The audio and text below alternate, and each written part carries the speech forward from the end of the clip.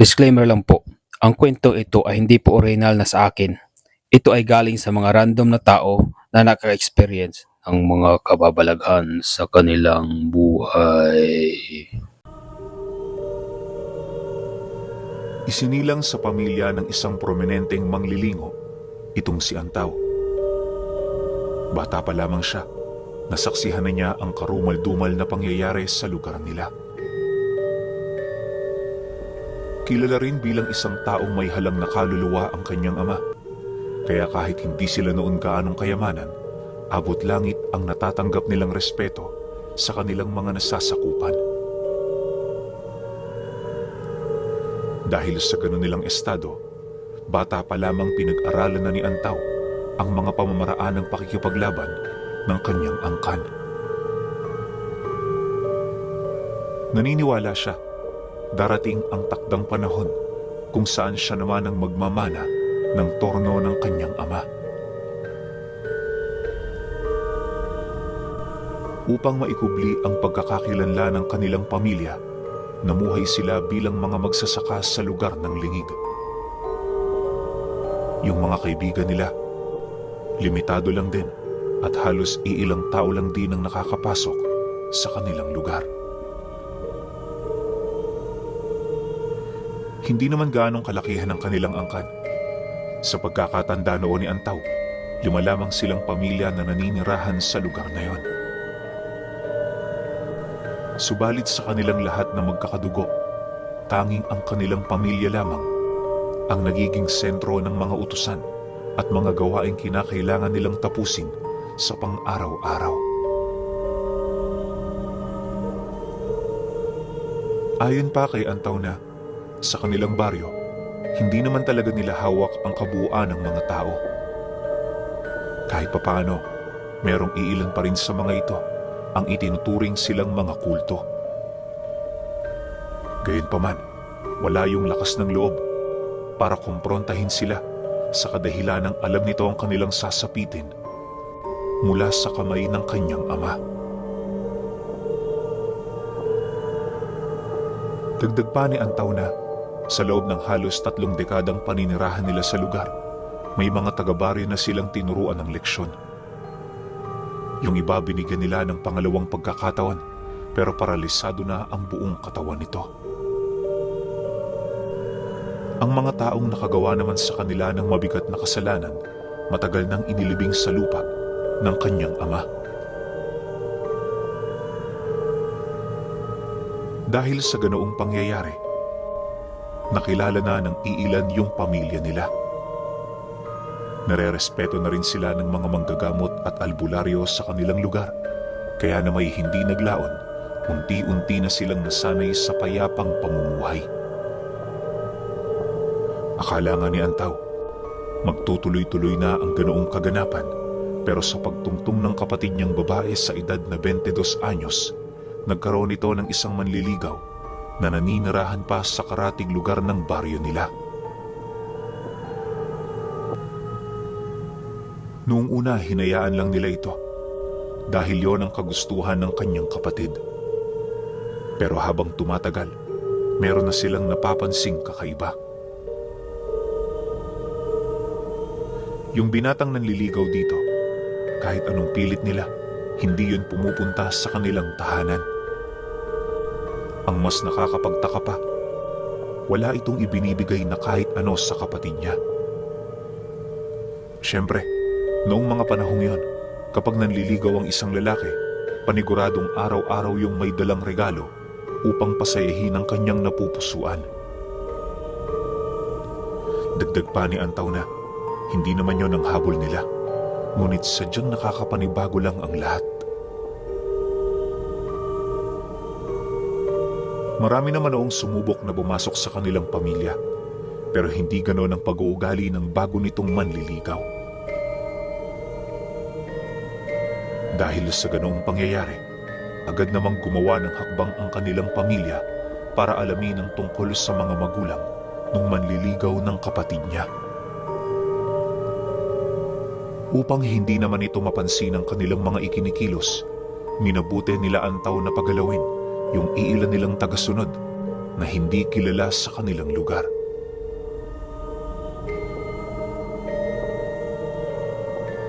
Isang hapon, habang nagsasako ng palay itong si Antaw, napansin naman niya ang paglabas ng kanyang kapatid sa bahay nila. Masaya yung nagpapaalam sa kanilang mga magulang, kaya hindi niya na yon tinanong pa. Paglapit naman ito sa kanya, agad naman niya yung inabisuhan na huwag magpapagabi sa daan. Dagdag pa niya na mapanganib ang panahon kung kaya't kinakailangan itong mag-ingat. Mariin niya ring inilahad na hindi sa lahat ng oras at pagkakataon nakabantay ang kanilang angkan sa kanya. Nang marinig naman yon ng kanyang kapatid, napangiti lang naman ito habang masayang sumasang-ayon sa mga bagay na kanyang sinabi. Ayon pa rito na, kahit nasa tamang edad na siya, hindi pa rin siya nakakalimot sa mga batas na kinakailangan nilang sundin sa kanilang pamilya. Dahil sa sinabi nito, agad namang ibinaling ni Antaw ang kanyang wisyo sa pagsasako ng palay.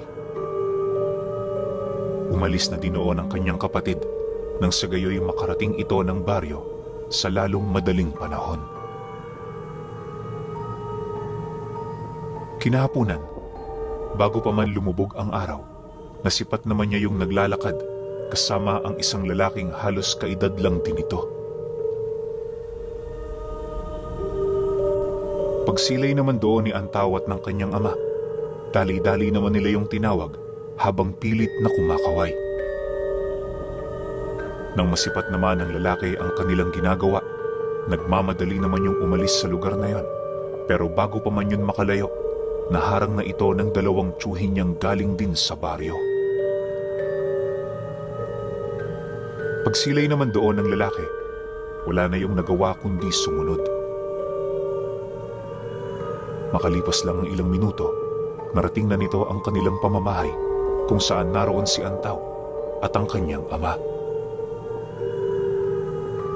Sa pagharap naman ito sa kanila, agad naman nilang napansin ang ganda ng kasuotan ng lalaking yon. Maayos din ang postura nito at base sa kutis, walang duda, nagmula yon sa isang mayamang pamilya. Subalit sa kabila ng kanilang mga nakita, hindi pa rin sila gaanong nagpakakumpiyansa gawa ng likas na sa kanilang mga manglilingo ang maging bihilante pagdating sa mga sitwasyon na merong kaugnayan sa mga taong kahina-hinala para sa kanila. Noy, alam mo naman sigurong kami ang pamilya ng nililigawan mo. Maganda ba talaga ang pakay mo sa anak ko? Kung oo, bakit hindi ka pumupunta rito? Kami nakikisama lang kami sa'yo dahil ayaw naming ikaw pa ang pagmula ng gulo. Ito ang unang itatak mo sa isip mo. Kung kikitain mo ang anak ko, mas mainam na dito lang kayo sa bahay. Sa mga susunod, hindi na ako papayag na kung saan-saan pa kayo pumunta. Kaya ako ito ginagawa. Para siyempre, makilala ka din namin. Marami pa kaming hindi alam sa'yo at ganun ka rin. Kung gusto mo talagang patunayan yung nararamdaman mo, gawin mo ang mga bagay na sinasabi ko. Bungad na wika ng kanilang padre de pamilya sa lalaki. Nang marinig naman ito ang sinabi ng kanyang ama, halos hindi naman yun makaimik. Ang tanging nagagawa lang ng lalaking yon, tumitig sa lupa na parabang nag-iisip ng mga isasagot.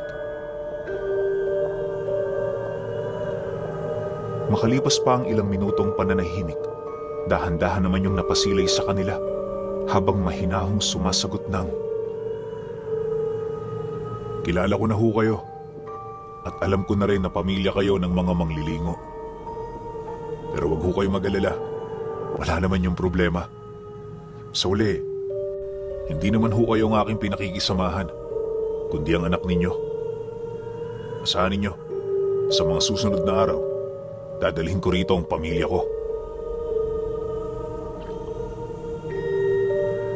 Matapos naman itong makapagsalita, agad naman yung nagpaalam sa kanila. Nang marinig naman yon nila Antaw, minabuti naman nilang hayaan na ito, buhat sa pangako nitong binitawan. Sa paglipas pa ng mga araw, kagaya ng kanilang napag-usapan, pilit nga itong tinupad ng lalaki. Ayon sa kanya, na habang nagsasama sila, napansin naman niyang wala itong binabalak na masama sa kanyang kapatid. Masiyahin din yung tao at marespeto ito sa mga taong nakapalibot sa kanya. Dagdag pa niya na, matulungin din ng lalaking yon at hindi ito gaanong maarte pagdating sa kanilang pagkain. Dahil sa ganun itong pag-uugali, kahit papaano nakuha naman ito ang kanyang loob. Ang mas ikinatuwa pa noon ni Antaw, wala siyang napansing kakaiba sa anumang kilos at ipinapakitang pag-uugali ng lalaki. Isang linggo pa ang dumaan. Kagaya ng pangako nito sa kanila, dinala nga nito yung pamilya nito. Pero hindi pa man yun nakakapasok sa kanilang bakuran, pansin naman niya ang pagkaalarma ng kanyang ama, buhat sa mga panauhing kanilang nakikita. Sa pagpapatuloy naman ng kanilang pagmamasid, pabulong naman siya nitong inabisuhan na ihanda ang iilan nilang mga gamit.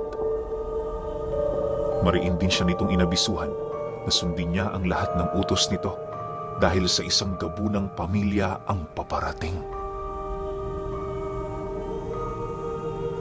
Nang marinig naman yon ni Antaw, dali-dali naman siyang pumasok sa kanilang pamamahay para sundin ang utos nito. Maya-maya pa, paglabas naman niya, pasimple naman niyang sinenyasan ang kanyang mga tiyuhin ukol sa mga nangyayari. Nang maunawaan naman ito ang kanyang nais iparating, dali-dali din naman yung naghanda. Bawat isa sa kanila, hindi na rin noon nakapagsalita, buhat sa kaba at pagkabahala na kanilang nararamdaman. Sa pagpasok naman ng mga ito sa loob ng kanilang bakuran, kitang-kita ni Antaw ang tila bang pagngisi ng ama ng lalaki na nanliligaw sa kanyang kapatid. Ayon sa kanya, na habang pinagmamasdan niya ito, alam niyang hindi katiwa-tiwala ang pagmumukha nito. Bagaman maamo yon, nasisiguro niyang meron itong itinatagong kabangisan. Hindi naglaon. Nang makaharap na nito ang kanilang padre de pamilya, pasimple naman siya doong lumapit nang sa gayoy matulungan niya ang kanyang ama kung sakali mang may mangyayaring hindi nila inaasahan.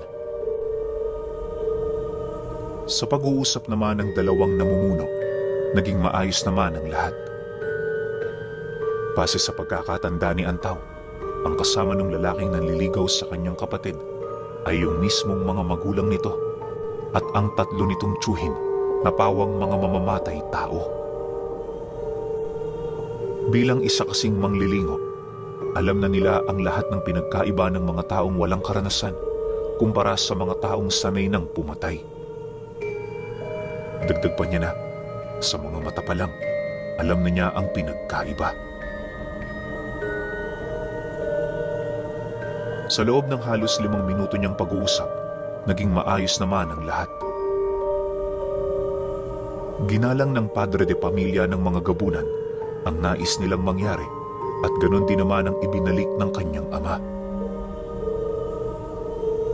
Maya-maya pa, nang dumating na sa puntong nagkasundo na sila, doon pa lamang niya unti-unting napapansin ang tila bang pagkalma ng mga tiyuhin ng lalaki. Pagkaraan pa ng ilang minuto, bahagya naman siya noong napatahimik nang marinig niya ang ama nito na nagwiwika sa tatay niya ng,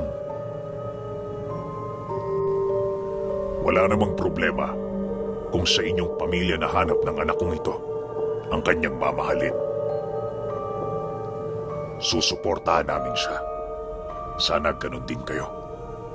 At sana, huwag kayong mag-alala tungkol sa lahi ng aming pamilya. Oo, mga aswang kami, pero hindi ibig sabihin nun, traitor kami.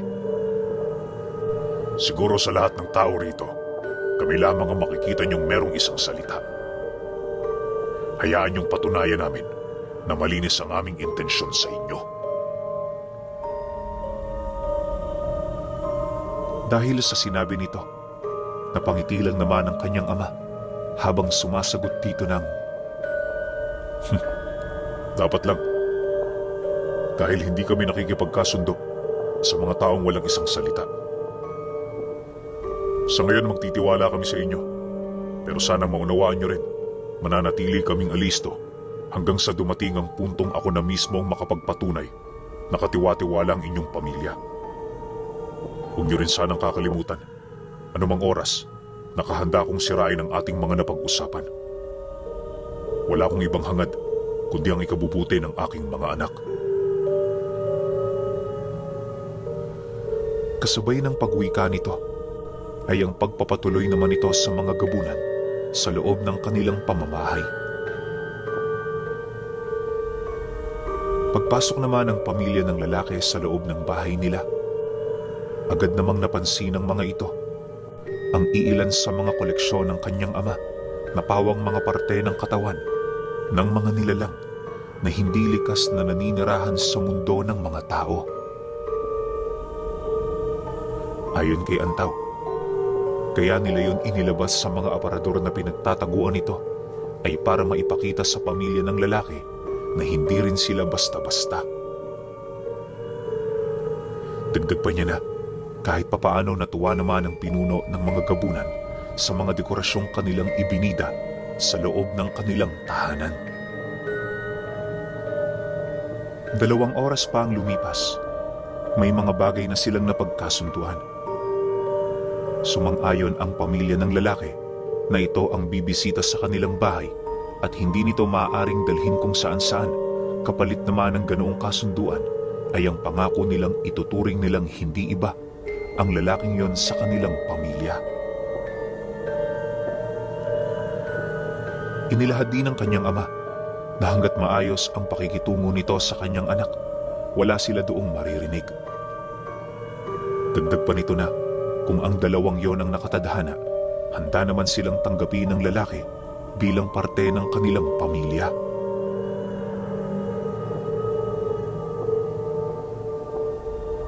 Matapos naman yung marinig ng Supremo ng mga gabunan, tumawa lang naman ito habang sumasagot sa kanyang ama ng, kung ganun nga ang mangyayari, edi magkapamilya na tayo. Yung mga kalaban mo, naririnig ko sa aming baryo, itinuturing ka din palang kalaban ng angkan ko. Mabuti yan, dahil matagal na akong nabuburyong sa buhay. Marami akong gustong gawin, mga bagay na matagal ko nang hindi nararanasan.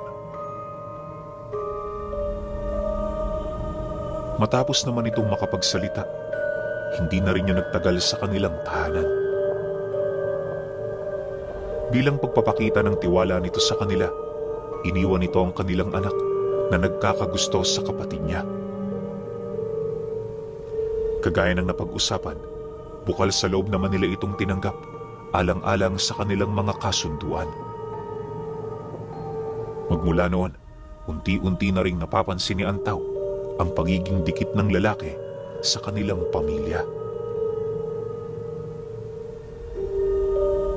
Dahil dito, hindi naman niya maiwasang mapaisip na isa nga yung magandang pasya kung iisipin. Naniniwala siya, wala nang makakatalo sa kanila kung magiging kaisa nila ang pamilya ng mga gabunan.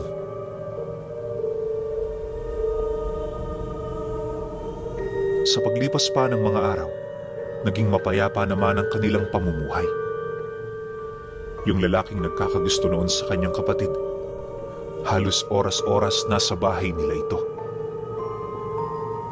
Ayon kay Antauna, nahanay sa pamilya ng mga Del Carmen ang taong yon. Nakilala niya rin yun sa pangalang Honesto, ang nag-iisang ordinaryong anak ng gabunang nakipagkasundo sa kanila. Nang mapag-alaman naman niya ang tungkol sa bagay na yon, kahit papaano napanatag naman ang kanyang sarili.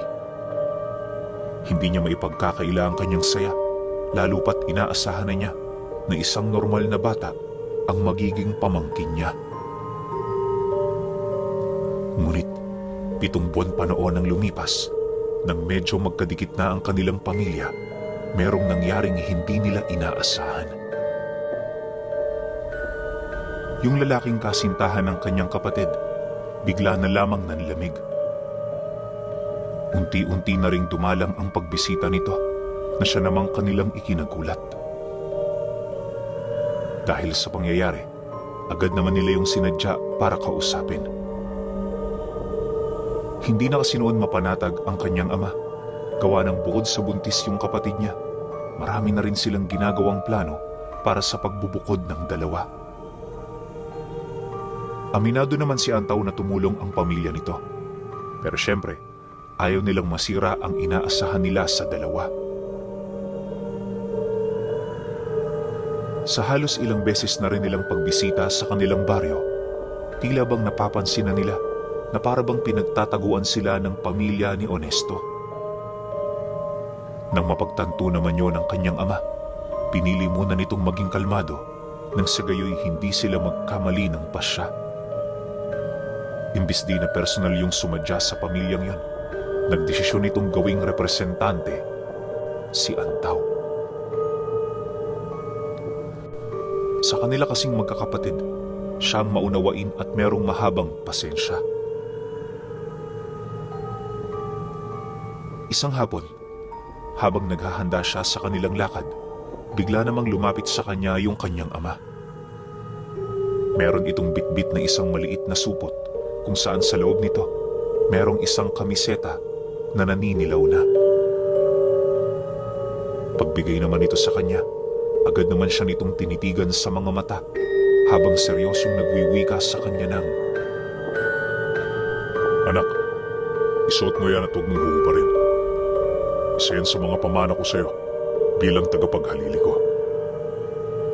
Noong nagdaang gabi, nanaginip ako ng masama tungkol sa pamilya natin. Ayoko may mangyaring masama sa'yo.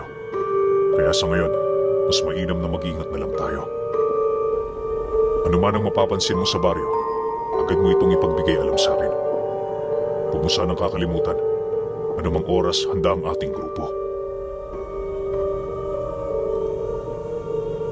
Kasabay ng pagwika nito ay ang pagsilay naman niya sa kanyang mga tsuhin na bigla na lamang lumitaw sa kanilang kinaroroonan. Kung hindi nyo kasi naitatanong, ang mga manglilingo ay merong kakayahang pumasok sa mga anino. May kakayahan din silang gamitin yon bilang isang lagusan na siya namang nagbibigay daan sa kanila para mabilis silang makarating sa lugar na pupuntahan nila. Lahat din ng kanilang armas at karga sa katawan, purong mga buhay na anting-anting na siya namang napakamapanganib sa kanila. Ayon pa kay Antaw na, ultimo ang suot nilang balabal na itim, merong kakayahang ikubli sila sa panganib.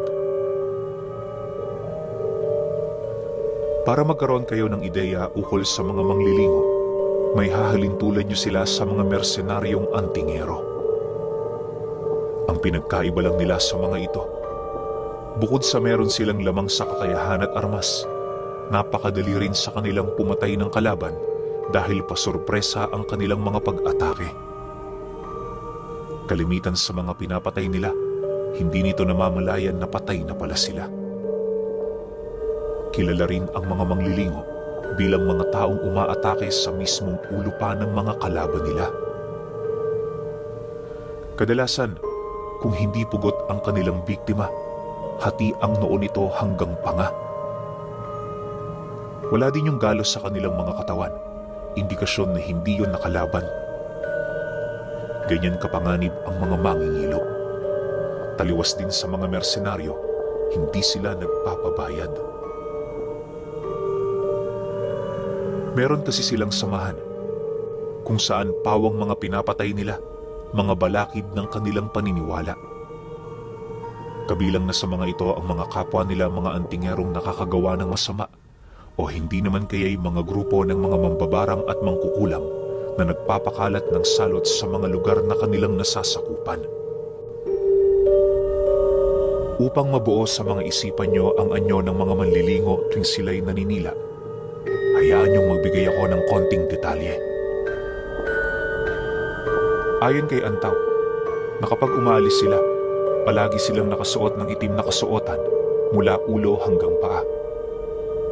Balot na balot nito ang kanilang katawan upang mapanatili ang konsagra ng kanilang mga kabal. Palagi din silang nakasuot ng salakot na gawa sa anahaw na siya namang kalimitan nilang pinagtataguan ng mga langis panggamot. Madalang lang din silang maglakad ng grupo. Gawa ng mas epektibo ang kanilang pagpatay kapag sila'y nag-iisa. Taliwas din sa mga antingero at mersenaryo, gumagamit ng mataas na uri ng pangkubli ang kanilang uri.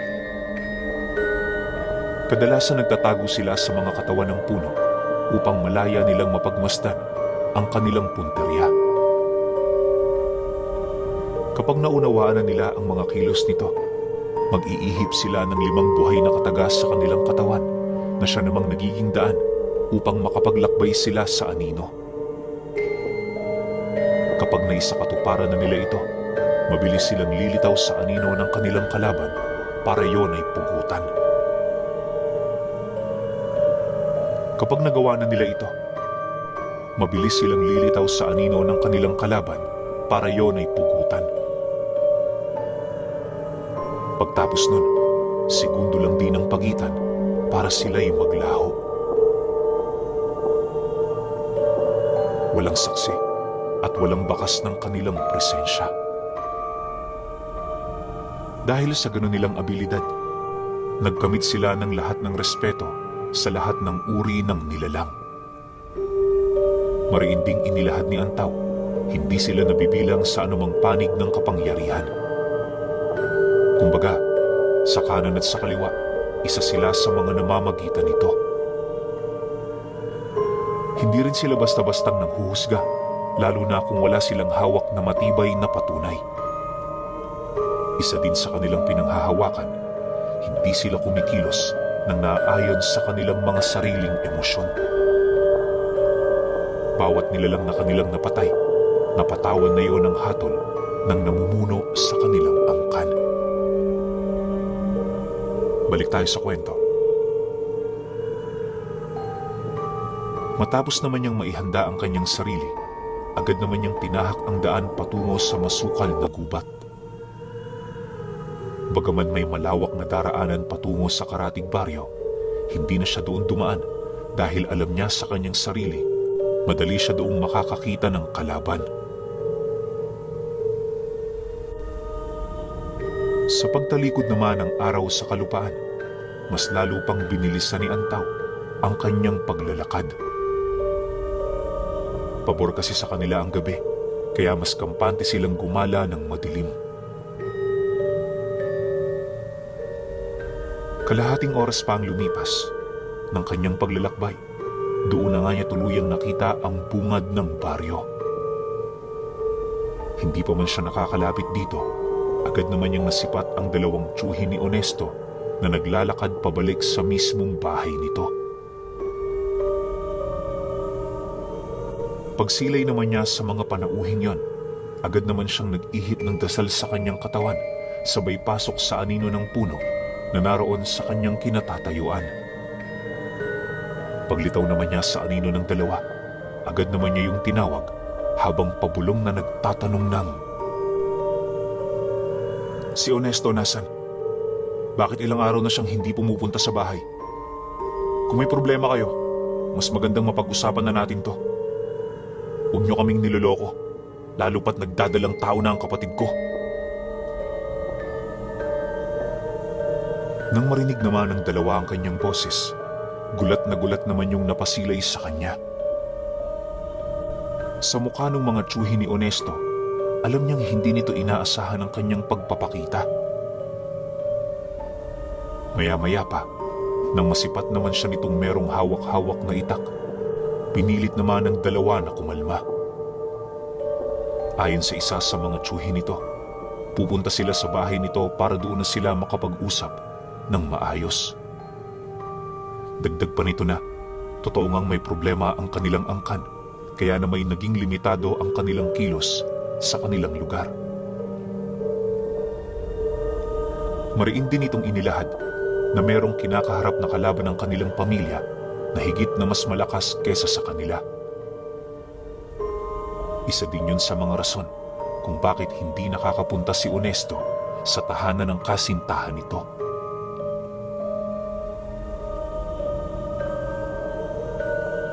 Matapos naman niyang marinig ang sinabi ng dalawa, minabuti naman niyang bumalik sa loob ng anino para mauna siyang makarating sa mismong tahanan nito. Mula roon, pasimple naman niyang inihanda ang kanyang pantakas na anting-anting kung sakali mang gipitin siya ng dalawang yon. Nang mahawakan na yun ni Antaw, agad naman siyang pumasok sa loob ng isang lumang bahay kasama ang dalawang tiyuhin ni Honesto. Pagdating naman nila sa sala, kampante naman sila doong naupo habang nagbubulungan. Ayon sa isang tiyuhin ng kasintahan ng kapatid niya, kaya yun hindi nakakapunta ay dahil sa mga banta sa buhay nito. Nanghihina na kasi noon ang kanilang padre de pamilya kung kaya't doon na paunti-unting nagsisilabasan ang mga kalaban nila. Dagdag pa ng lalaking yun na, kaya nito iniiwasan ng kanilang pamilya ay dahil sa ayaw nitong makadamay pa. Sa oras kasi na malaman yon ng kanilang mga kalaban, paniguradong pupuntirehin nito ang kanilang supling. Pagtatapat pa nito, isa yon sa pinakaayaw nilang mangyari, lalo pat nasisiguro nila na hindi nila ito kayang depensahan. Sa pagpapatuloy naman ng kanilang pag-uusap, napag-alaman ni Antaw na kasalukuyan na palang nagtatago ang pamilya ni Honesto. Dinala nila yon sa isang liblib na lugar kung saan tanging mga pamilya lamang nila ang nakakaalam. Ayon pa dito na, gabi-gabi na rin silang nagbabantay sa baryo dahil yung mga kalaban nila marami nang pinapalipad sa hangin tuwing sumasapit ang gabi. Pagtatapat pa nito, purong mga nilalang na nasa panig ng kaliwa ang pangunahin nilang kalaban. Kalimitan sa mga ito mga mangkukulam, mambabarang at mga aswang na labis na naapektuhan ng kanilang panunungkulan. Mariin ding inilahad ng tiyuhin nito na ang ganoong kaganapan ang kinakatakutan ng isang kabunan. Nang marinig naman yon ni Antaw, lahat ng kanyang katanungan nabigyan na ng linaw. Kahit papaano, kampante na rin siya, gawa ng nakumpirma na niya na hindi niloloko ni Honesto ang kanyang kapatid. Makalipas pa ang ilang minuto nilang pag-uusap, agad naman siyang tumayo habang seryosong tinatanong ang dalawa ukol sa mismong kinaroroonan ng pamilya ng kasintahan ng kapatid niya. Subalit, nang marinig naman ito ang kanyang sinabi, agad din naman yung humingi ng tawad sa kanya, gawa ng hindi nila yun kayang sabihin ng harapan. Pasensya ka na, pero nag-iingat lang din kami. Kung gusto mo talaga silang makausap, ikaw na ang gumawa ng paraan. Sa talino mong yan, alam kong madali na lang yan sa'yo. Mag-iingat ka nga lang, yung mga kalaban natin nasa paligid lang. Basta ito ang tatandaan mo, hindi kalayuan ang lugar nila sa baryong ito. Heto, kunin mo. Yan ang kapiraso ng damit na suot ni Honesto bago siya umalis dito. Nag-iisa lang yan, kaya huwag mong iwawala. Wika ng isa sa mga tiyuhin nito. Nang marinig naman ni Antaw ang sinabi ng tiyuhin nito, napangiti lang naman siya habang taus-pusong nagpapasalamat. Hindi naglaon nang wala na siyang pakay sa dalawa, dahan-dahan naman siyang pumasok sa anino ng katawan niya. Sa pagkawala naman ni Antaw sa lugar, agad naman niyang hinanap ang pinagtataguan ng mga gabunan. Subalit ilang oras pa noon ang lumipas, bigo pa rin siyang makakuha ng mga palatandaan. Pagtungtong naman ng hating gabi, nagdesisyon na siyang itigil ang ginagawa niyang paghahanap. Bukod kasi sa milya-milya na ang kanyang layo, pakiramdam niya, naliligaw na siya. Habang nagpapahinga siya noon sa ilalim ng puno, tahimik naman niyang pinagmasdan ang napakalawak na kapatagan. Bagaman nag-iisa siya sa lugar na yon, hindi naman siya gaanong nababahala, lalo pat anumang oras, kaya niyang tumakas sa panganib. Makalipas pa ang ilang minutong pagmamasid, bigla naman siya noong naalarma nang makasilay siya ng dalawang matandang naglalakad sa gitna ng napakalawak na kapatagan. Alam niya naman noong hindi siya nito nakikita, pero sa isip-isip noon ni Antaw, meron yung ginagawang kakaiba sa lugar. Maya-maya pa, pagpasok naman niya sa loob ng anino, dahan-dahan naman niyang nilapitan ng mga ito sa pamamagitan ng pagtungo sa mga damong merong anino buhat sa liwanag na naibibigay ng buwan. Sa paglapit naman niya sa mga nilalang na yan, doon na niya dahan-dahang naririnig ang mga pinag-uusapan ng mga ito. Pagkarinig naman niya sa pangalan ni Honesto, walang pagdadalawang isip naman niyang tinukot ang kanyang itak, sabay litaw sa gilid nito. Bago pa man siya makita ng nilalang na yan, buong puwersa naman niyang hinataw ang ulo nito, dahilan para tuluyan yung kumalas sa katawan ng nilalang. Matapos naman niya yung gawin, agad naman siyang sinunggaba ng isa pa nitong kasama na siyang naging sanhi para magbunong sila. Paglapat naman ng matatalas nitong kuko sa itak niya, paulit-ulit naman yung umangil habang walang patid ang pagtulo ng laway nito. Ilang beses ding sinubukan ng nilalang na baliktarin ang kanyang wisyo, pero hindi yun sapat upang mabasag ang kanyang bakod at puder sa katawan. Nang maramdaman naman niyang pinangingibabawan na nito ang kanyang lakas, napangisi lang naman siya habang nagwiwika sa nilalang na yun ang, "Hindi ka man lang ba nangingilabot sa ginagawa mo? Alam kong alam mo kung sino ako." "Wala akong pake kung manglilingo ka. Anong akala mo? Dahil sa titulong yan, hindi na namin kayo kayang patayin. Bata ka pa. At sa karanasan mong yan, alam kong nag-uumpisa ka pa lang." Sagot naman sa kanya ng nilalang, habang pilit na pinangingibabawan ang kanyang lakas. Nang marinig naman ni Antaw ang sinabi nito, dali-dali naman niyang binunot ang nakasuksok na punyal sa kanyang bewang, sabay saksak sa hita nito.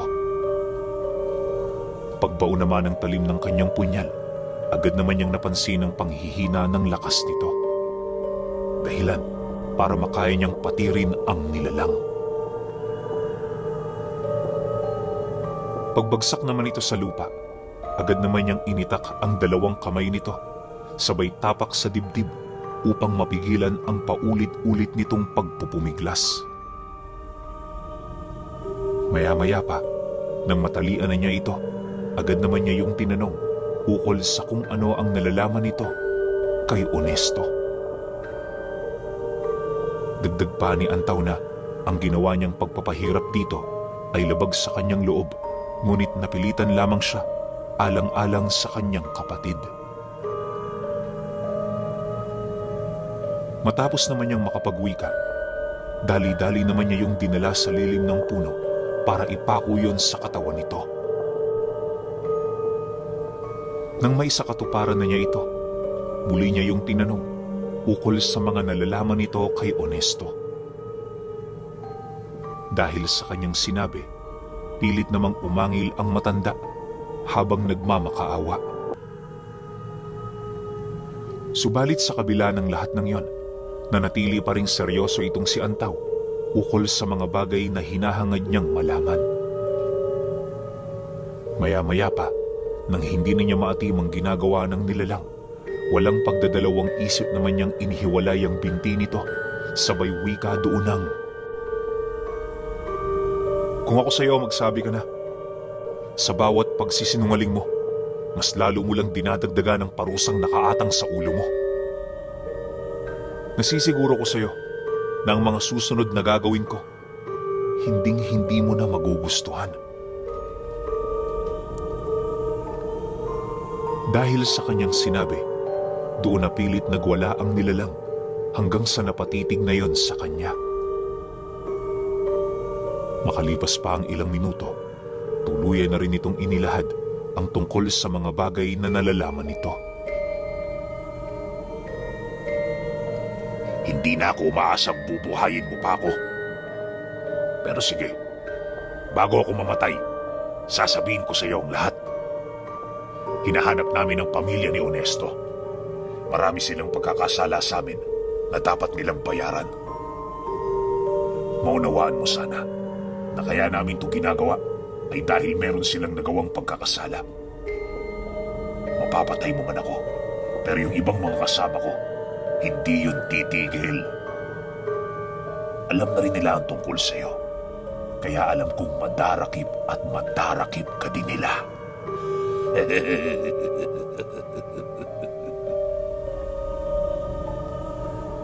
Sagot naman sa kanya ng nilalang.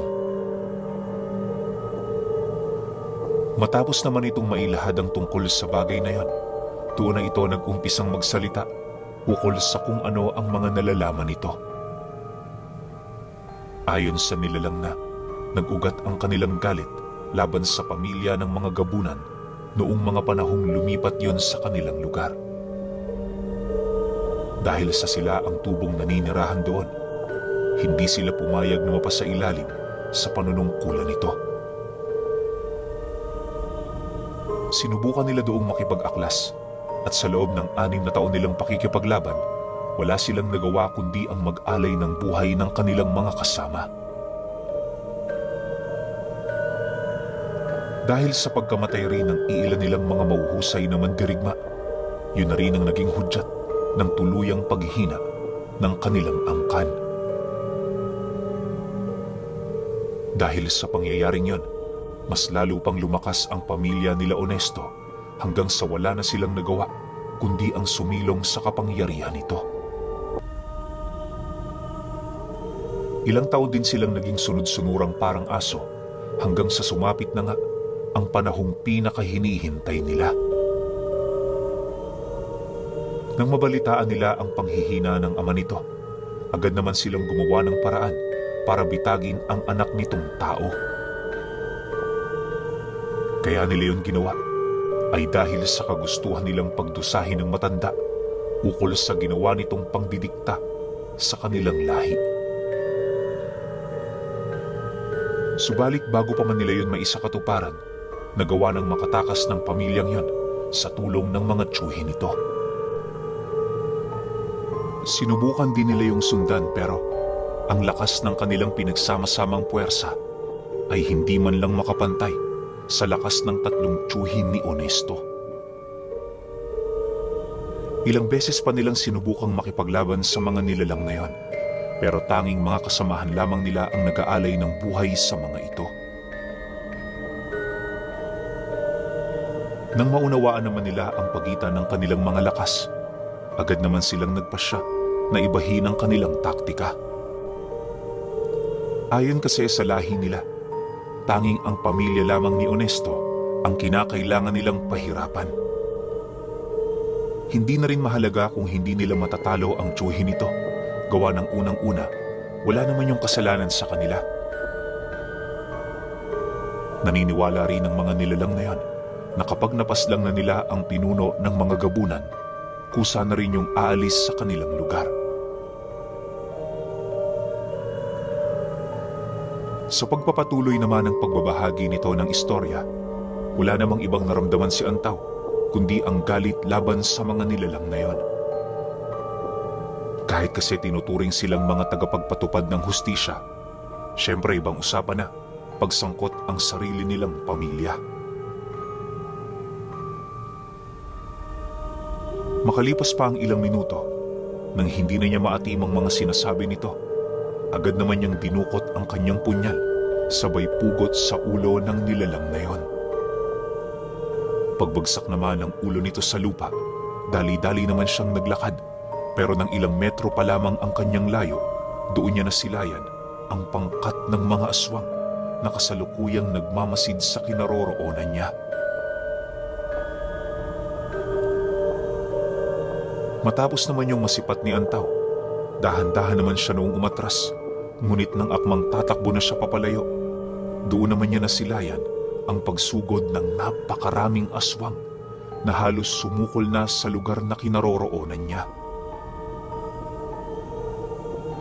Paglapit naman ito sa kanya, buong puwersa naman siya nitong sinunggaban, dahilan para tumarak sa iba't ibang parte ng kanyang katawan ang mahahaba nitong mga kuko. Hindi pa nakontento ang mga nilalang na yan. Kinaladkad pa siya nito ng ilang metro bago ibalibag sa lupa ang kanyang katawan. Akala ng mga nilalang na yon napaslang na siya ng mga ito. Pero ilang segundo lang noon ang lumipas, unti-unti namang napansin ng mga ito ang tila bang pagbabago ng kanyang katawan. Sa isang iglap, tumambad naman sa mga ito ang katawan niyang naging kakulay ng buhangin. Segundo lang din ang dumaan matapos siyang gumuho hanggang sa mawala na ang bakas ng wangis niya. Pagsilay naman ng mga aswang sa mga nangyari, wala naman yung nagawa kundi ang umatungal ng napakalakas pagpapakita ng kanilang galit. Sinubukan din nilang hanapin si Antaw sa kabuuan ng lugar, pero kahit anong gawin nila, hindi na nila nasundan pa ang bakas nito.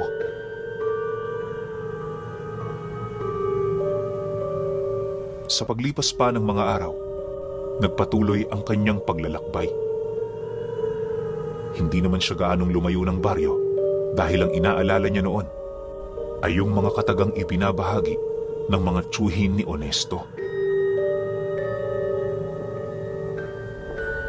Sa pagpapatuloy naman ng kanyang paglalakbay, nadapo siya sa isang bundok na merong kakaibang itsura. Napakatarik ng tuktok nito, pero hindi naman yung gaanong kalakihan. Punong-puno rin yun ng kakahuyan at yung daan nito papasok, napakasukal. Nagkalat din ng mga kakaibang amoy sa paligid na tila bang amoy ng mga bangkay ng hayop na nabubulok. Matapos naman yung mapansin ni Antaw, maingat naman niyang pinasok ang lugar hanggang sa narating na nga niya ang paanan ng bundok na yon. Mula roon, meron siyang nakitang isang maliit na kubo na pilit tinatakpan ng mga sanga ng puno. Sa unang tingin noon ni Antaw, inakala niyang walang taong naninirahan sa lugar, pero pagsilay naman niya sa tabi nito, doon niya nakita ang isang binatilyong nakaupo, abalang-abala sa pagpapakinis ng tipak ng kahoy. Nang masipat naman yon ni Antaw, agad naman niyang dinukot ang kanyang itak, sabay bukas ng lagusan sa isang anino ng puno na malapit lang sa kinaroroonan niya.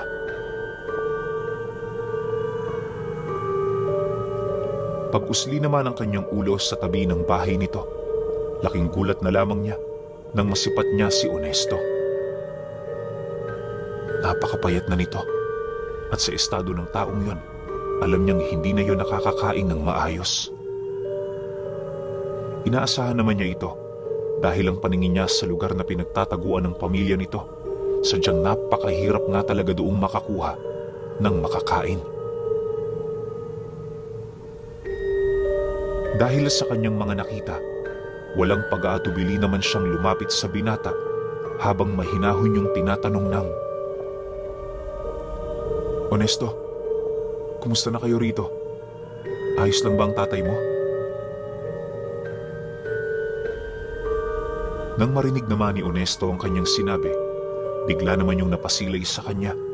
Bakas sa mga mata nito ang labis na pagkagulat at pagkabahala.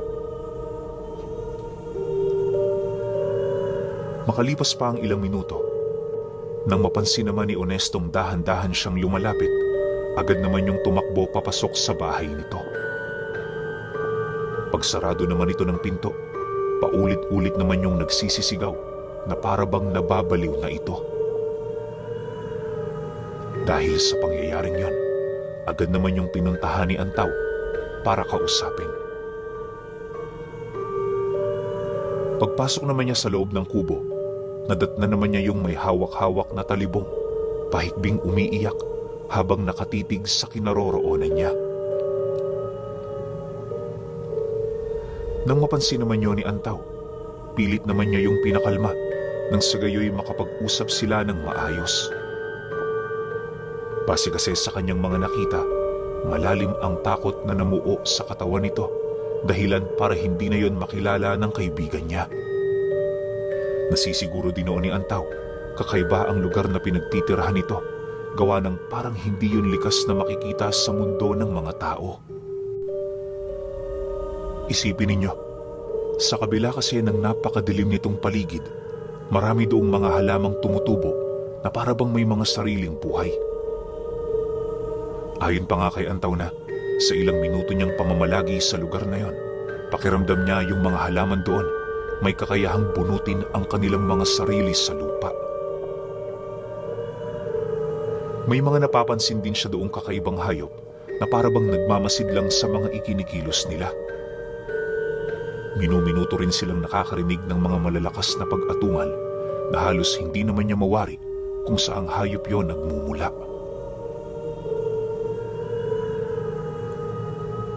Sa pagpapatuloy ng ganoong pangyayari, kahit papaano unti-unti na niyang napapansin ang pagkalma ni Honesto. Ilang minuto pa noon ang dumaan, pagsilay naman niya ditong dahan-dahan ng umuupo, dali-dali naman niya yung tinabihan habang mahinahong nagwiwika doon ng, "Honesto, nasaan ang tatay mo? Bakit parang ang tagal niyo na sa lugar na ito? Hindi ba ilang araw pa lang kayong lumipat?" "Araw? Hindi lang araw ang paghihirap ko sa lugar na ito.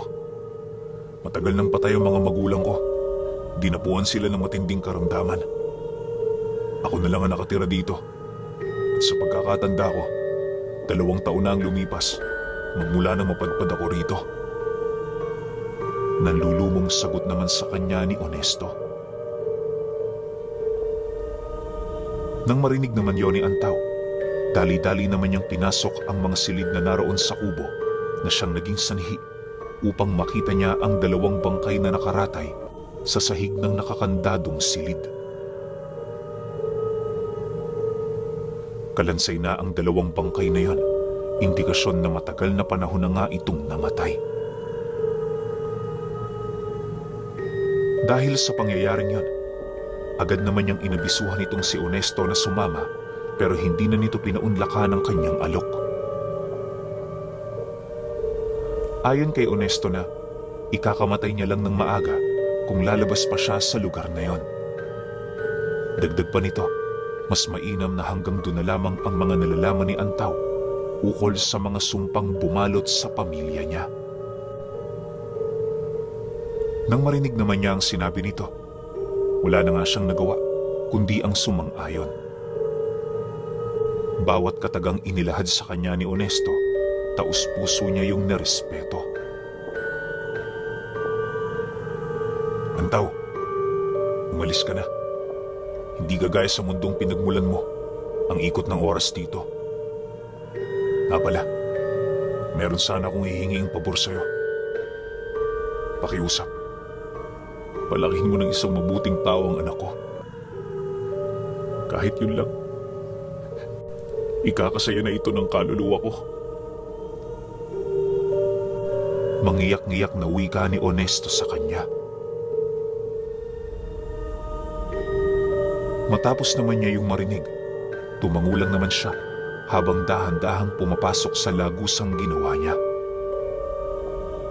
Pagbalik naman niya sa lugar ng mga tiyuhin nito, wala na siya doong nakita maliban sa bahay nitong inabandona na. Magmula noong nalaman ni Antaw ang tungkol sa mga nangyari, pilit naman niya yung hinanapan ng kasagutan pero naging bigo sila ng kanyang ama. Dahil sa pangyayaring yun pinuno, minabuti naman nilang ituon ang kanilang atensyon sa pagpapalaki sa bata. Ngunit sa paglipas pa ng mga taon, kahit malaki na ang anak ni Honesto, ni minsan hinding-hindi pa rin malilimutan ni Antaw ang tungkol sa kanyang mga nasaksihan